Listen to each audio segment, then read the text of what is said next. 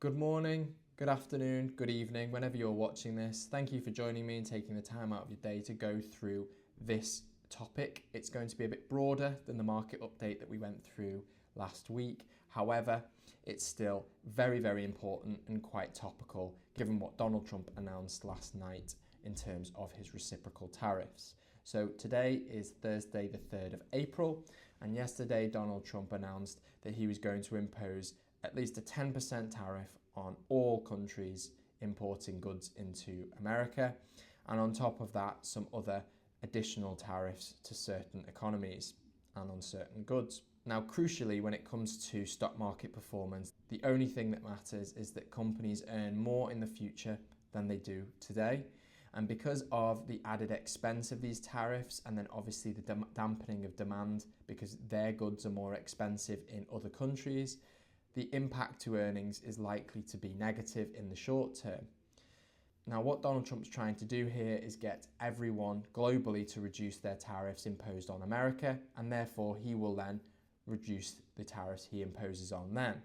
But he's done this in a very aggressive way, and as a result, markets have reacted negatively. So just as important as anything, we're going to go through why it's important to remain invested throughout times like this. Now, this graph here goes back over the last 20 years, back to 2003. Appreciate that it's not quite the exact last 20 years, but it's a good illustration nonetheless. And it goes through missing just the best 10 days. Now, bear in mind that there's around 260 trading days in 1 year, and then therefore over 20 years, there's over 5,000 trading days in that period of time.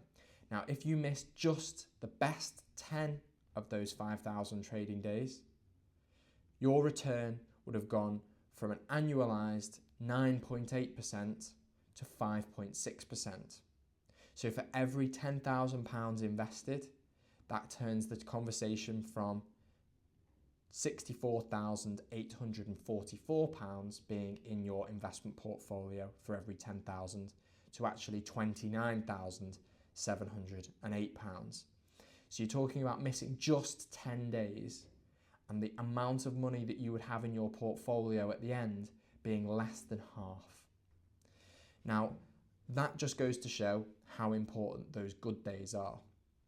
Now, obviously, that figure of 64,844 would be even higher if you missed the worst 10 days, but nobody can be sure of exactly when those days are going to land, whether it's best or worst.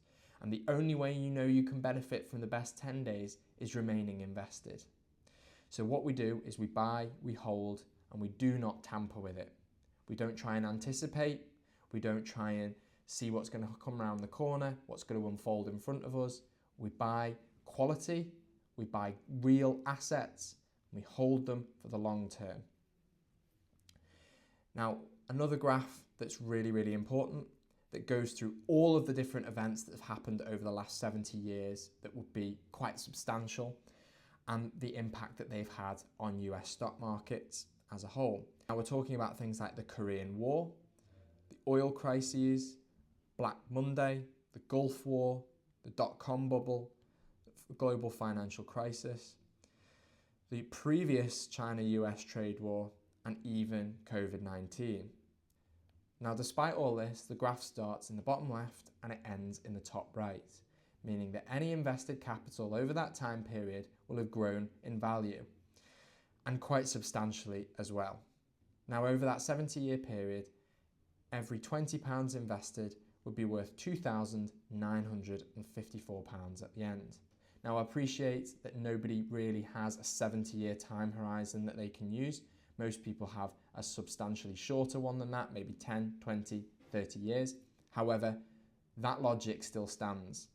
No matter where you are on this graph, where you started, over that long period of time, you would have worked out being significantly better by remaining invested and by sticking it through these difficult times. When you think about all of these events and how significant some of them are, and you compare that to the tariffs Trump's imposing on the world at the moment, it possibly makes it clear that this is a little bit of a drop in the ocean in terms of what's possible and also what's recoverable. It's key that we do not try and anticipate what Trump tries to do next or what other events are going to unfold in front of us, that we just remain invested, we keep it simple, we keep focused on the long term, and we buy and we hold. And that's how we get the greatest level of investment returns, and we avoid the issues that can be found by trying to time the markets, by jumping in and out, by reducing holdings in stock markets, by adding to holdings in stock markets. We remain within the risk parameters of the portfolios and we focus on the long term.